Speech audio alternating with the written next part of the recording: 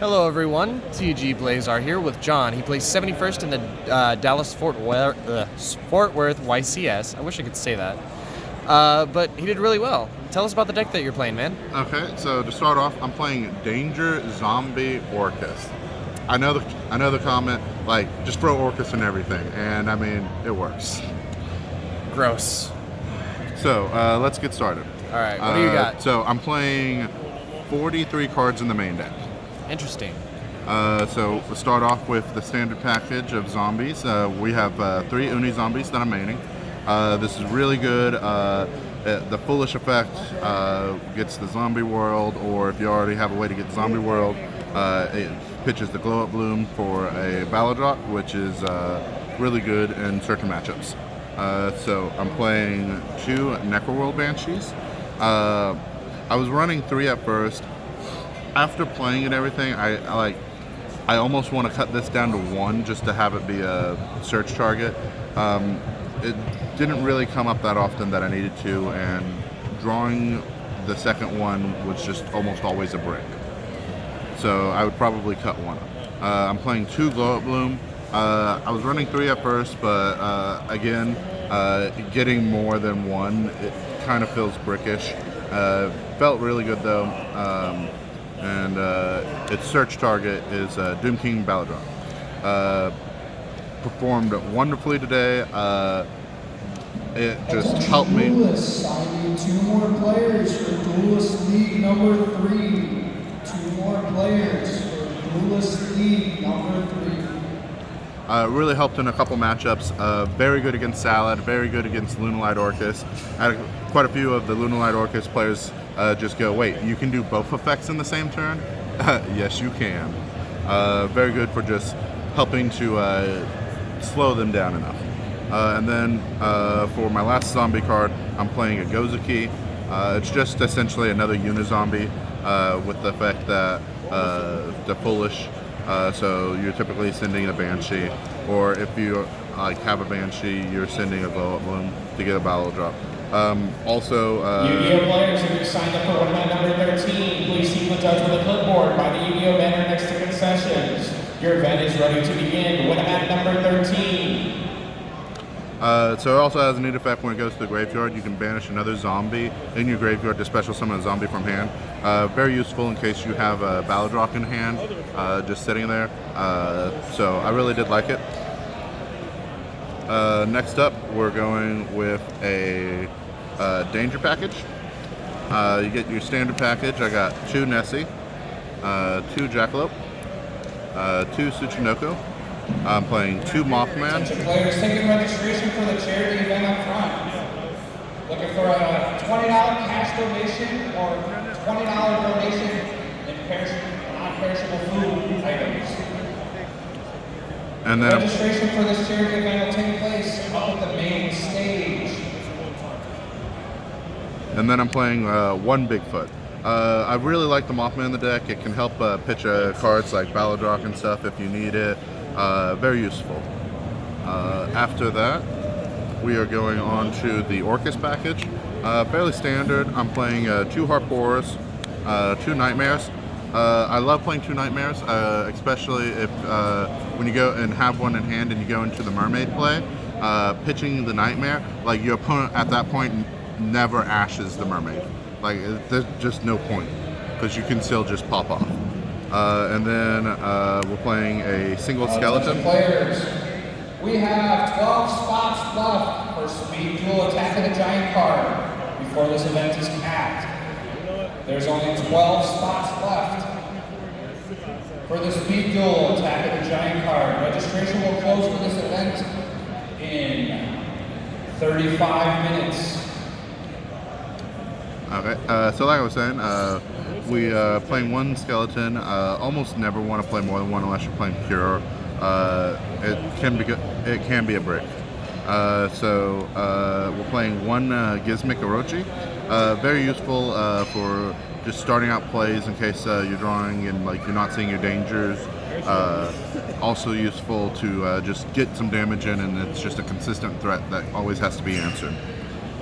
Next up, we're playing 1 World Legacy World 1. I decided to play both Gizmek and World 1, mainly for the fact that, like, in playtesting, the Gizmeks always seem to float to the top, and I just never had a good search for Crescendo, and so I decided to play World 1, and it just gave the deck a little bit more ability to just outgrind my opponent. Now for hand traps, I'm only playing 5 hand traps in the main. I'm playing 3 Nibiru. Typically you want to go first with this deck and set up like a Baladrop Orcust combo, but in case your opponent wants to go first, because you know, Orcust is everywhere, Nibiru is really good against shutting out people.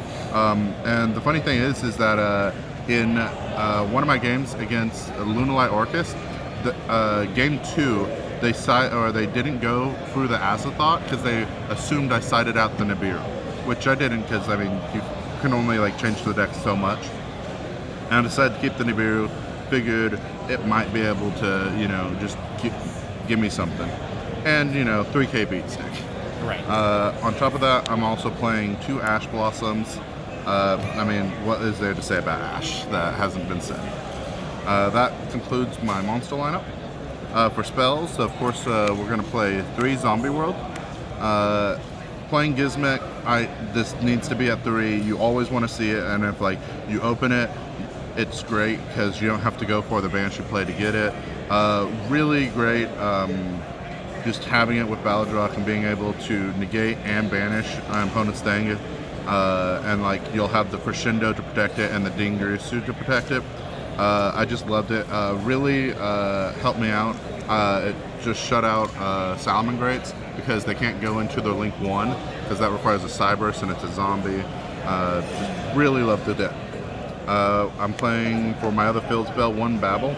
I was playing this for the same reason I was playing World Wand. It just gave the deck a little bit more ability to interact on my opponent's turn, and I was finding like in playtesting whenever I was playing 2 Crescendos that I would draw a Crescendo and I'm like, well, I guess I can set a Crescendo, like, but in this case, Henry Ramos, your Venomat starting without you. Please report to table C1. C as in chaos. in this case, if I do have a Crescendo and I don't have a Zombie World with a Baladrop, I can still just, I go for the Babel and I can do the habits that way. If they do answer the ding, I can always just bring it back with this skeleton. I'm playing 2 Cosmic Cyclones. I really love this card. I think that 2 was a fine number to play. It's very great. I played it against Salads, and they were just like, well, I can either negate or I can just lose my thing. Yu-Gi-Oh players, if you signed up for regional number 9, please see the judge with the clipboard next to the Yu-Gi-Oh banner that's next to concessions. Your event is ready to begin. Regional number 9. It's just very good to bait out the negate or the pop, and against Sky Striker, it hits multi-roll. Just felt really great playing it. I'm playing 2 Super Poly. I felt 2 was fine. Kind of wish I had another one in the sideboard for certain matchups, but it did fine today. And then for my one-ofs, I'm playing 1 Foolish Burial. You will just love being able to send stuff to the graveyard with this. 1 Monster Reborn, and my Pseudo Monster Reborn and World Legacy since Secession. Pretty much just some extenders. Last card for the main deck is the Singleton Crescendo. The thing about playing Zombie World is that there's zombies in the grave and in play, but in the deck they're still machines, so this will still be able to tutor and everything, and so still useful. Alright, so what do you have for extra deck wise? Okay, for the extra deck, I'll start off. I have 2 Super Poly targets. I'm playing Starving Venom, standard, and since I'm playing Zombie World, I have Drago Necro Nethersoul Dragon. I actually did a cheeky thing against one of my opponents. He ended on a Boral Sword and a Dingirsu, and I literally only had an Ash, a Nightmare Engrave with his Zombie World in play. I drew and had a danger, summoned the danger off of its own effect, Yu-Gi-Oh! pitched that. Players, if you signed up for UDS qualifier number 5, please see the judge with the clipboard. Next to the Yu-Gi-Oh! Banner that's next to concessions, your event is ready to begin. UDS qualifier number 5. I pitched the Ash, then I did the Nightmare play a little bit. I drew a Super Poly off of the draw for the Nessie, and this card right here, Vampire Sucker, came in clutch that game because I used my Orcust piece and my Danger to make the Vampire Sucker. I used the Sucker to summon a Tsuchinoko from my opponent's grave to the field, because they had the Babel in play and the Dingirsu, so I didn't want to get rid of the Dingirsu, otherwise they'll just quick play, do it, and send something to my grave. So I summoned Tsuchinoko. Since I had Zombie World in play, this drew me a card. Then I Super Poly'd the Boral Sword and the Tsuchinoko for a Nether Soul. Used Nether Soul to attack the Dingirsu. It's not destroyed by battle, he takes damage. Then I make a token with Nether Soul equal to his attack, and he loses all his attack, and so I swung for game off of that. So nice. That was very memorable, very clutch. I was playtesting around with 2 of these, and it just kind of felt brickish. So I do like having the option of having 1 in it. This last fusion monster in my extra deck is a Mega Fleet. I didn't end up playing against any Cyber Dragon Orcust. I playtested a lot against it.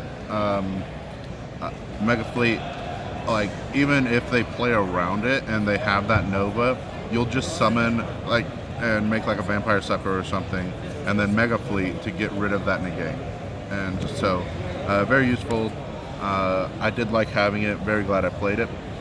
Onto my links, I'm playing the standard Nightmare package. So I have a Unicorn, I have a Cerberus, and I have a Phoenix along with the Mermaid. Pretty Best much, girl. yeah, best girl, gonna get banned girl. To go with it, I have Yu-Gi-Oh! Players Gustavo Mendez Jr. and Dorian Montoya. Regional number 9 is starting without you at table A2.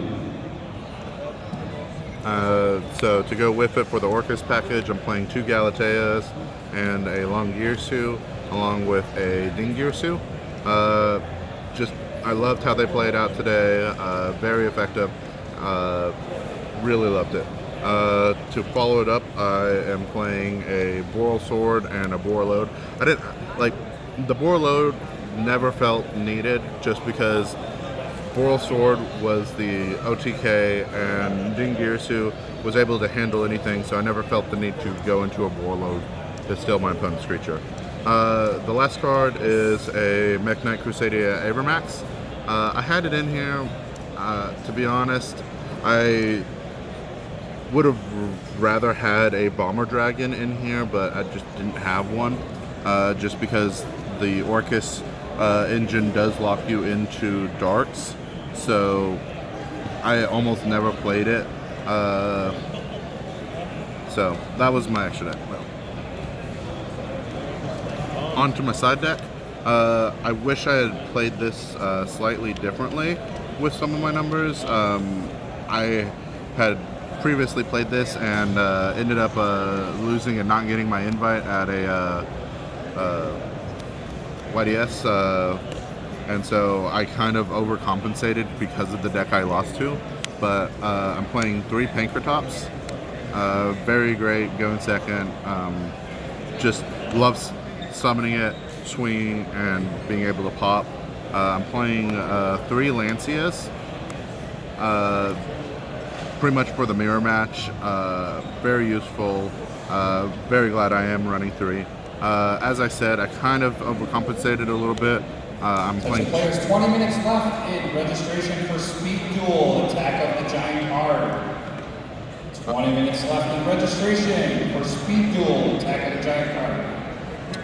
I played 2 Chaos Hunter. I really wish this was something else.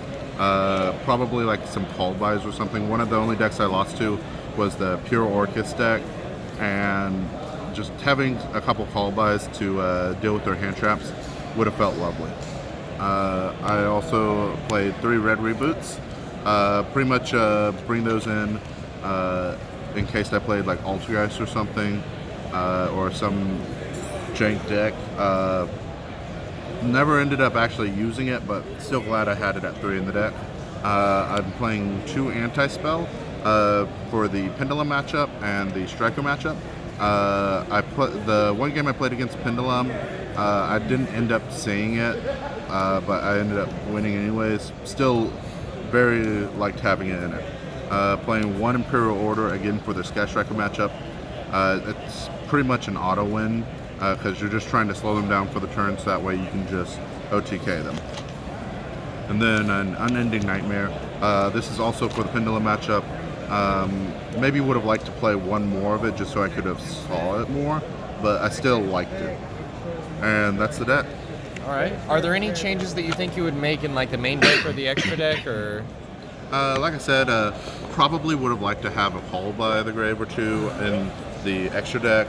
The deck can play around like just you ashing stuff, and so like you just bait out the ash, but with like your Una zombie or something, so that way when you go for the mermaid play, which, I mean, to be honest, like they always like ash the Una zombie because they're like, oh no, I know where this is going, and then like you just go into the mermaid play and they're like, what? Wasn't expecting that. Wish I had saved the ash. Right. The thing is though, if they don't ash the Una zombie, you get the Baladrock in play, and then like if they do try to ash the mermaid, ash is a zombie, so you just like negate. And so just felt really great there.